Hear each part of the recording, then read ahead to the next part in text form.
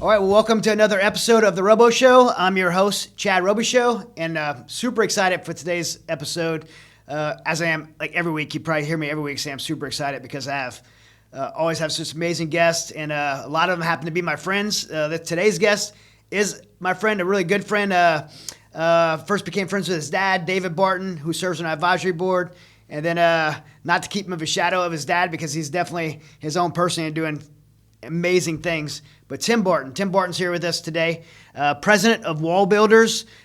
They do amazing things. I'm not going to butcher it. I'm going to let him tell you later what WallBuilders does, but also the author of The American Story, The Beginnings, which is a new book released. We'll tell you where you can get it on Amazon or at WallBuilders. But this book is absolutely incredible. I've had several friends already read it that we're able to get to early on, and just hear about the stories of true our founders and patriots that have paved the way for us to live in this amazing country. And what I've always loved about David Barton's books and Tim Barton's books and the facts, the data that we get from them is always based on unapologetic history, and it's just based on facts. And this book is absolutely incredible. It just tells the amazing story of our country, and I think it's a book that every American should read. It should be in schools. Before I let you talk, Tim, I'll say one more part of your bio. He's also a 3-stripe white belt in Brazilian Jiu-Jitsu. Not far behind me, but hey, you got to start somewhere, and I'm looking forward to getting in the mats and training with you.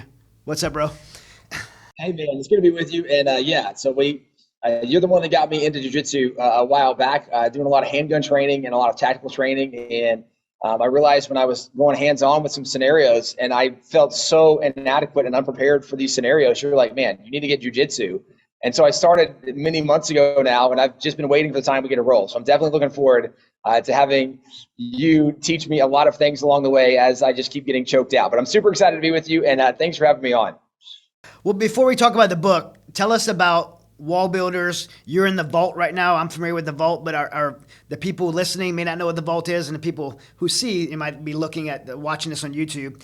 You may, and if you're listening and not on YouTube, go back and watch this on YouTube because you can see this amazing place where he's at. Tell us about the vault. Tell us about WallBuilders and everything you guys do there at WallBuilders. Yeah, so we do a lot with American history. We have what's considered the largest private collection of original documents from the founding era.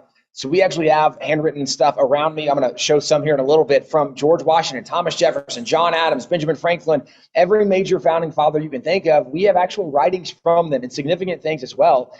And so one of the things we do is try to go back and tell the story of America from the actual artifacts. And obviously everybody watching, everybody listening right now knows that a lot of history is under attack. A lot of history is being rewritten. There's a lot of stories being told that simply are not historically accurate. But because people don't know what the truth is, too often in America, we're buying into a lie. And so part of what we do at WallBuilders is try to retell the story with original documents and artifacts. We tell people, hey, don't take our word for it. Here's the actual document. Read it for yourself. See what they actually wrote.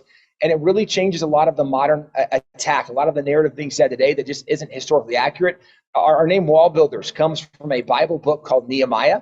Nehemiah felt God called him to go back and help rebuild the walls of his nation in Jerusalem. And he went back and rebuilt those walls. And this was something that back in the 80s, my dad really felt God was impressing on him that looking at America, that America at the time was in moral decline and there was a lot of issues. And so he felt that God was calling him to, almost like the call of Nehemiah, go back and rebuild the walls of America.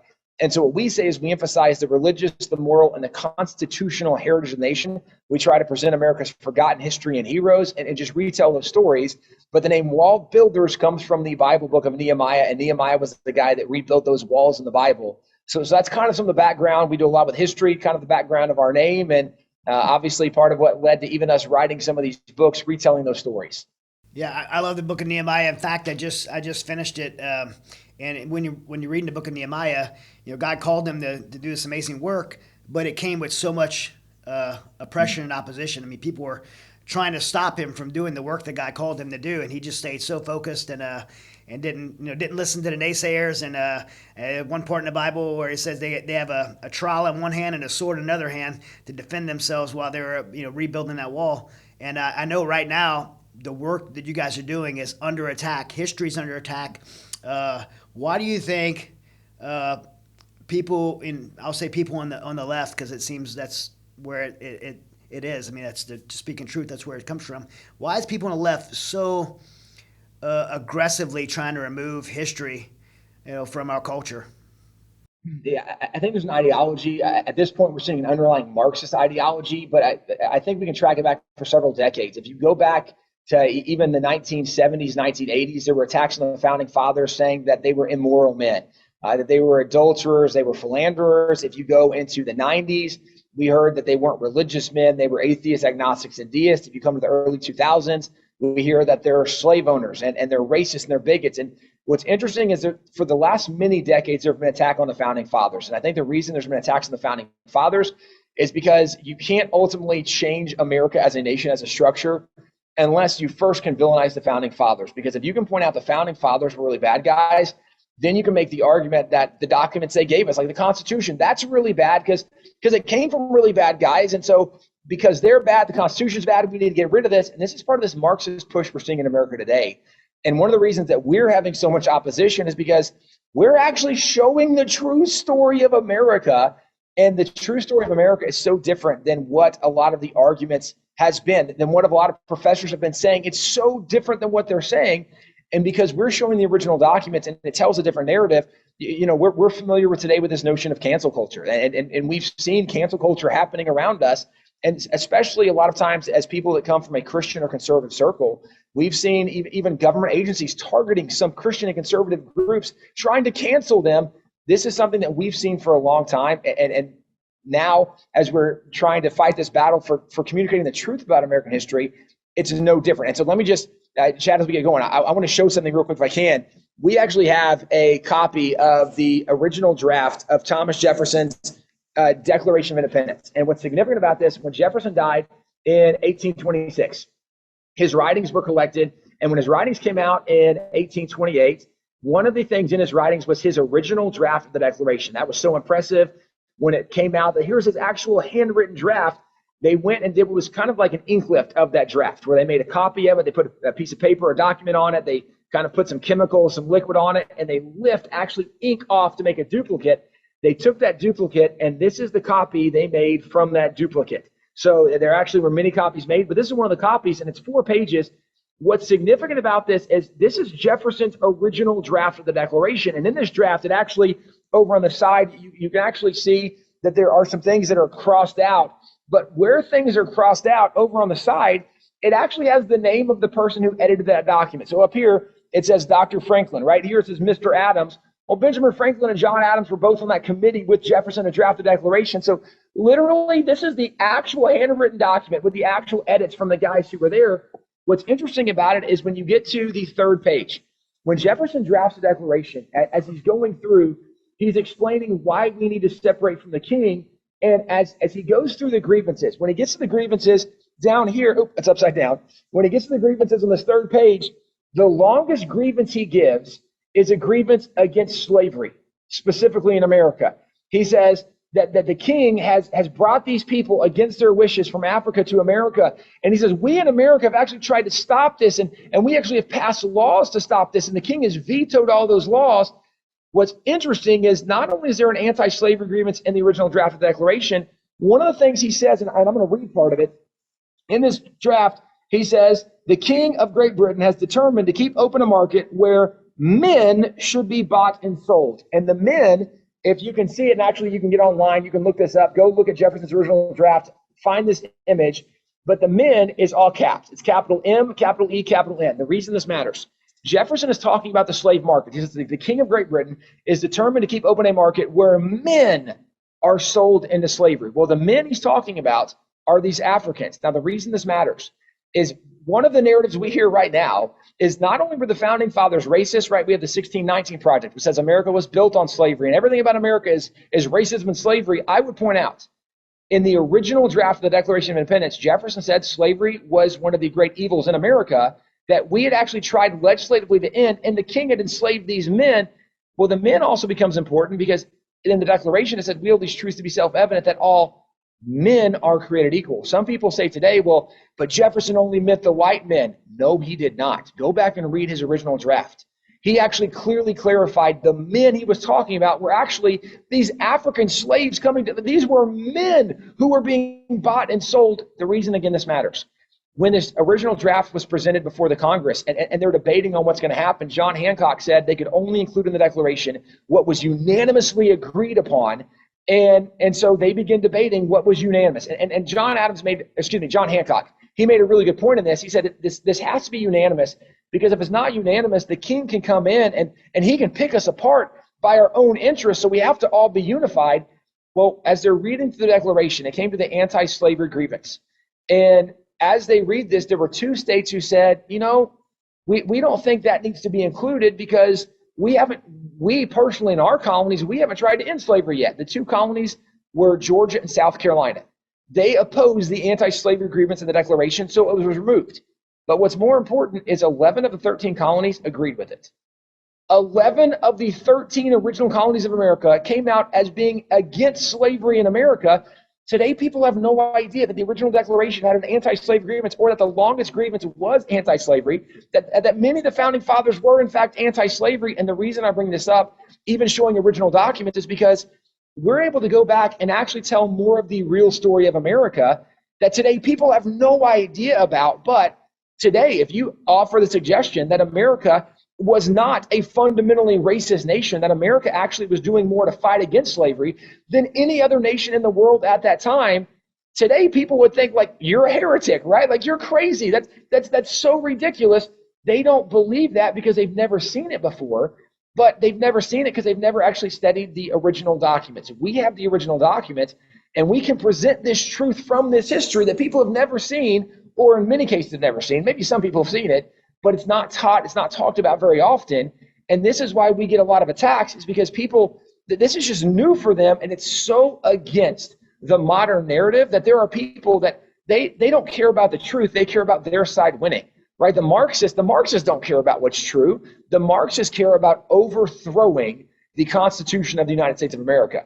And so if we're going to suggest that a lot of what they're saying is lies, and therefore we shouldn't overthrow the Constitution, they will attack us for saying things they think aren't true, even though we have the actual documents. So this is part of the reason we get some of these attacks. It's not because we make up history, it's because people just have never seen these documents before, and they don't know what to do with that truth. The truth is being hidden. What, just real quick, what's the percentage of that America participated in the slave trade during that time? So real quickly, in the slave trade, there were 12.7 million slaves that came out of Africa.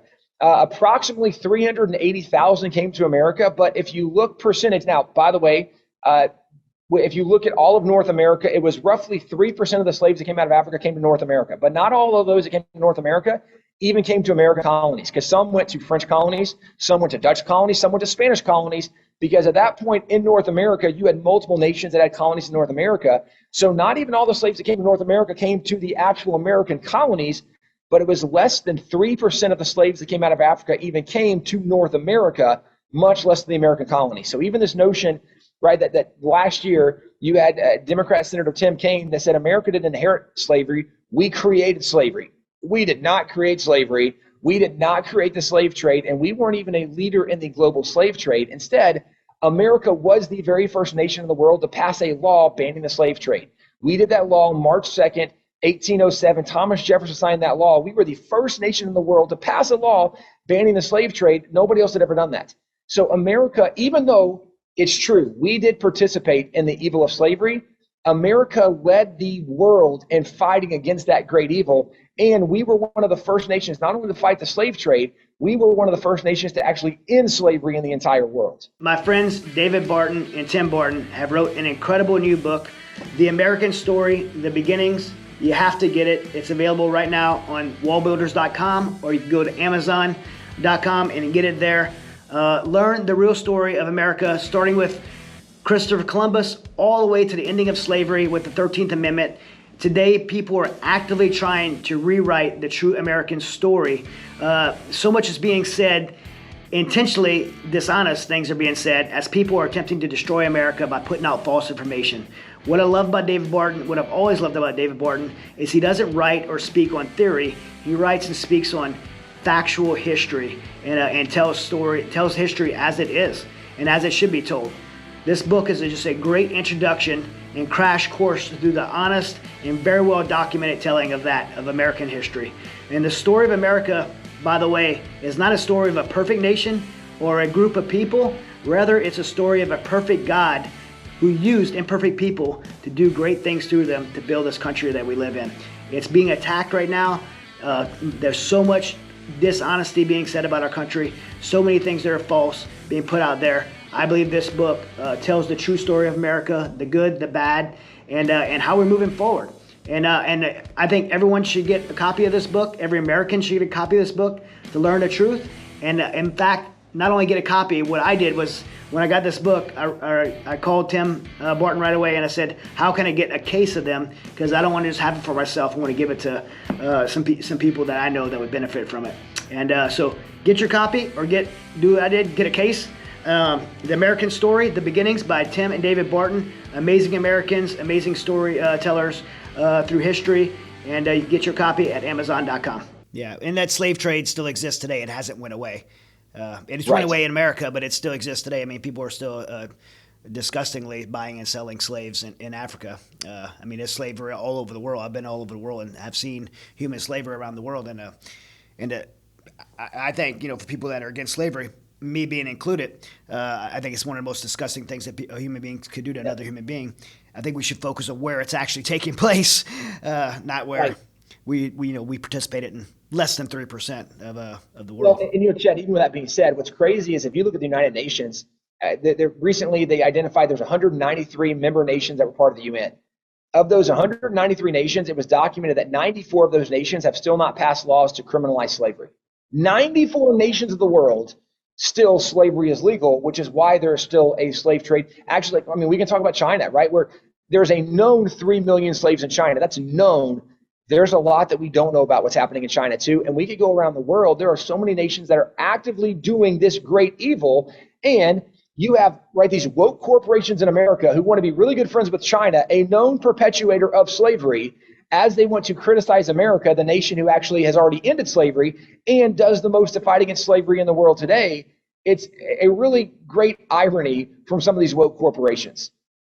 So one of the things that you guys do at WallBuilders, I love, this is one of my favorite things that you guys do, is try to influence the education system. I mean, the reason people can't believe what you're saying right now is because they're not educated enough. It's not an ignorance thing because it has nothing to do with people's IQ level. It's what they've been taught, what they've been told, how they've been indoctrinated in their school system, and from college professors all the way down to elementary school teachers and Common Core and other curriculums in America do not teach American history in truth and in totality. And in fact, I was told by your dad that you could actually have a history degree in America all the way through college, have a degree in history and never have taken an American history class. Why is that? What's going on there? Yeah, Chad, it's so bizarre that we live in a place in America where I think we can go back to even some of this Marxist ideology that for the last several decades we've really seen growing in America. It's very prevalent now. It's part of where the socialist movement's coming from in America, that a lot of people now in America are favoring the idea of socialism, at least the idea of what it means in their mind. I don't think they actually understand. A lot of people that favor socialism don't know what socialism actually means, but they favor these ideas nonetheless. And part of it is because even if you look at history, how in the world, at world history, can you look at the history of the world and think that Marxism or communism or socialism is a good idea, right? You had Bernie Sanders last year talking about how great the healthcare system was in Cuba. Maybe it was 2 years ago, either way. In the last year or two, Bernie Sanders talked about how great stuff was in Cuba. And now, recently we have seen, this crazy riots in Cuba where they're trying to overthrow communism because they realize how abusive it is. In America, we have been so poorly educated. And really, to your point, this has nothing to do with IQ. It has to do with information. We've received such bad information that in America, we have had these progressive educators, both at the university level, all the way down through, really your primary kindergarten levels. You have people who have been indoctrinated with the progressive system that says these ideologies are very good, and that maybe conservatives or Christianity or the founding fathers, all these things are really, really bad, and we need to get away from them. And so in the midst of this poor education system, you have people that have been told, even if you're in college right now, let's say you are getting a history degree. There's a young man who works for us right now, and he's in the middle of his PhD program. He actually is going to a Christian university. So you would think like maybe this is going to be a better university when it comes to some of their structure of what they do with their educational system. He was literally told in writing papers about moments from America's history, he was told that he was using too many original sources and he needed to quote more modern sources. Now, I would point out the reason he's able to use so many original sources is because he works there. We have more than 160,000 original sources, right? He's got pretty good access to original sources, but he was told that you need to cite more modern sources. And what we see in academia is that professors are more interested in quoting what other professors say than they are in going back and finding out what actually happened from original documents and sources. And that's why, right, when Howard Zinn, back in the 1980s, Howard Zinn does his history of the American people, Howard Zinn is one of the guys who poisoned so much of the thought of American history that people have, that professors, even though Howard Zinn has largely been debunked, that people today generally know that Howard Zinn is not good history, people are still teaching the things that Howard Zinn taught because they're just quoting professors quoting each other instead of saying, wait a second, let's actually go back and see what actually happened, right? Let's go back and study, because you actually can go back and read the writings of George Washington. You can go back and read the letters he wrote. You can see what he said and what he did. And yet today, people have no idea the character, the nature of George Washington. They don't know the sacrifice he made. They don't know what happened in the French and Indian War. They don't know what he went through the American Revolution. They don't know the price that he paid, the sacrifices he made. They don't know what he did to the Constitutional Convention to keep the Constitution together. If it wasn't for George Washington, there probably would never have been a Constitution because the convention would have fallen apart. They don't understand that he was the only president ever elected unanimously by the Electoral College. And actually, Washington himself is a guy that after 2 terms stepped down saying that we shouldn't have a president for more than 2 terms because that would be like having a king, and we don't need a king in America. They have no idea who this guy was and what he did. And the reason this guy had monuments and statues was because of the incredible life he lived and sacrifice he made for the American people. But today people are tearing down his statues because they heard that he had slaves. Now, they know nothing about who he was as a person. They don't even know who he was as a slave owner, the fact that he actually paid many of his slaves, the fact that he actually set his slaves free on his deathbed. They know nothing about him. But because they don't know his story and because they heard he has slaves, they're going to tear down his statue. This is the problem with where we are today, that people have been given such bad information and at times no information at all. So then when someone says that, somebody's bad and we need to tear down their statue, like literally in the tear down statue movement of the 2019s, they were tearing down statues of great abolitionists. They tore down a statue of Frederick Douglass, the great black abolition leader. Like, it makes no sense at all. But Chad, when people don't know history, then they're easily misled by people telling them, no, this guy was bad, this guy was racist. You don't even know, but this is where we are today. And again, this is why part of why we do at WallBuilders what we do. We try to retell those stories. And you even mentioned that we have the book out, The American Story. The American Story, we started with Christopher Columbus, and we go roughly through the end of slavery in America, just telling the actual stories of these people. And one of the things we point out with the stories, I mean, Chad, as Christians, we quickly will acknowledge what the Apostle Paul wrote in Romans is that there is none righteous, no, not one, that all have sinned and fallen short of the glory of God, which means, right, and kind of my more modern take on this, what my thought is everybody is jacked up and needs Jesus. Nobody's perfect. So when we look at history, my expectation is not that Christopher Columbus should be perfect or else he should be canceled. No, my expectation is that Christopher Columbus was not perfect. However, we can look honestly at him and his journeys and see what he did and what he didn't do, and the encounters he had with the Taino and the encounters he had with the Caribs or the Canibs, and you start to learn his story and you realize that even though he wasn't perfect, he really was a very impressive and a very honorable explorer who did some remarkable things. Well, as you learn their story, you learn that in the character of man, right, you have some good, some bad, and some ugly. You can have some sinful, fleshly, evil moments, but also there's moments when God shows up and God used that person to do really great things.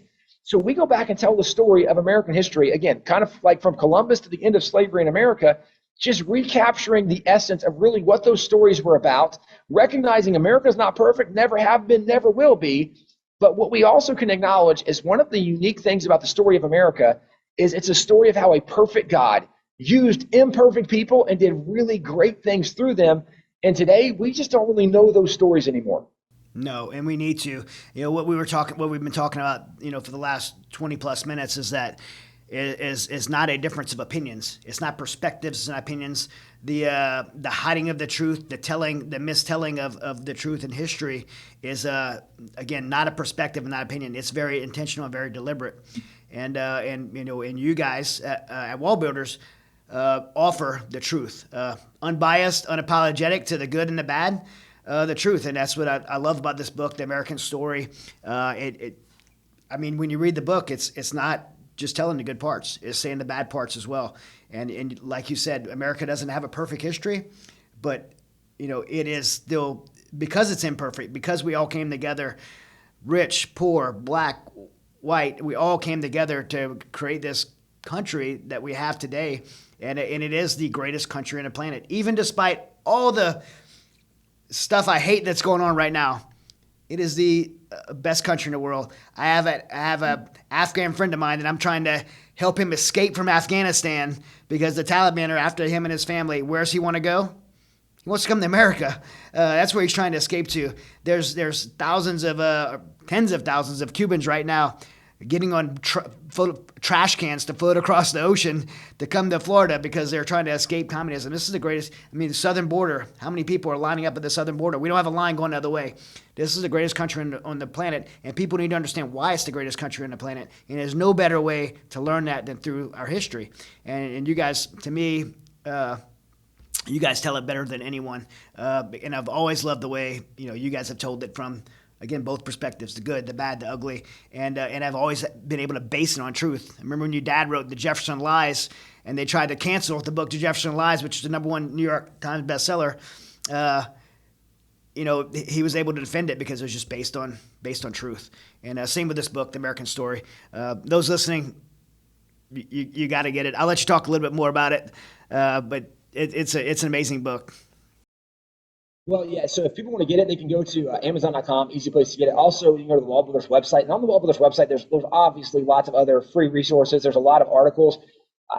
Chad, as the world is kind of in chaos right now, especially America is in chaos, there's so many things being said. One of the things we try to do is that we try to write articles kind of telling some of the true story of American history as new things come out.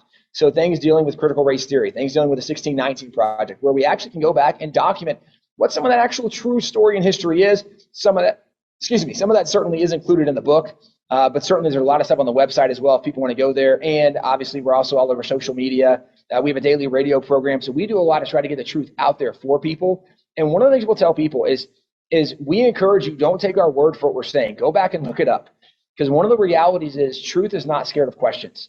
And as Americans, we should be more interested in asking honest questions in pursuit of truth, because we've been lied to by way too many people for way too long. Don't buy into just, well, because somebody said it, I'm going to believe it. No, we need to go look it up for ourselves, do a little homework, go do the research. And so we encourage you, don't trust us. In the book, The American Story, we have 1,000 footnotes in the back. You can go back, you can look up, read those writings yourself. And one of the things you will discover as you go back and do the history yourself is not only that what we are saying is accurate, you will find there's even more to the story than what we've been able to present in a condensed form. It really is fascinating to go back and study the true story of American history, because it's not the story of perfect people, but it is a story of how this nation became the greatest nation in the history of the world. Yeah. What's your favorite story in the book? Do you have one? So I really like the story of Columbus because he's a guy that's getting villainized today, where people are saying we should cancel Columbus Day and we're going to have Indigenous Peoples Day. So I love going through his 4 voyages and what he actually did and like the cannibals they encountered and all the things he went through. But just as someone who grew up loving American history, it's hard for me not to pick some of the George Washington stories. When George Washington was in battle and God providentially saved and protected him along the way. I think probably, Chad, there's 5 or 6 stories I could pick. Most of them involve on some level God's providence, but sometimes it also is stories that are just people that are being attacked and criticized today, when if we actually went back and learned their story, we would learn that even though they weren't perfect, these were really impressive people, and especially in the context of the time of which they lived, they were doing really impressive things. So promote the book. If you want to get the book, and you get, and also the book is not, if getting it for yourself, it's a great gift. It's an amazing gift. It's something that I think it's like this is a book you could not just read one time, you could study it probably the rest of your life and you wouldn't have enough time to do it. But you can get it at Amazon or at WallBuilders.com. But aside from the book, how can people see do you guys do tours at WallBuilders? How can people go to see WallBuilders? If someone's like, I want to see some of these documents and artifacts you're talking about, can you tell us a little bit about that? Obviously, Chad, you're always invited. You're always welcome. But yeah, for everybody else, we do actually have tours that we do throughout the year, and we do them upon request. We don't turn people loose in the old artifacts to go through, but they can go to wallbuilders.com and they can schedule a tour to come visit stuff. But we also do seminars throughout the year where we'll bring in people for a weekend seminar, a Friday and a Saturday, to come in. And actually, we do it with Glenn Beck. And so Glenn Beck, my dad and I, will do a 2-day seminar, and people can come and you actually can find out about that at Mercury One. And they can come, and for those 2 days, we do a crash course through American history, but all with original artifacts. And it's time that you actually can do some hands-on stuff. We also do stuff for teachers. We do stuff for college students. So there's a lot more information you can find out for people that maybe want to come tour, that want to have maybe a little crash course in some American history and see those documents. WallBuilders.com or Mercury One are 2 places to go, and they can find out more information. And WallBuilders is a nonprofit.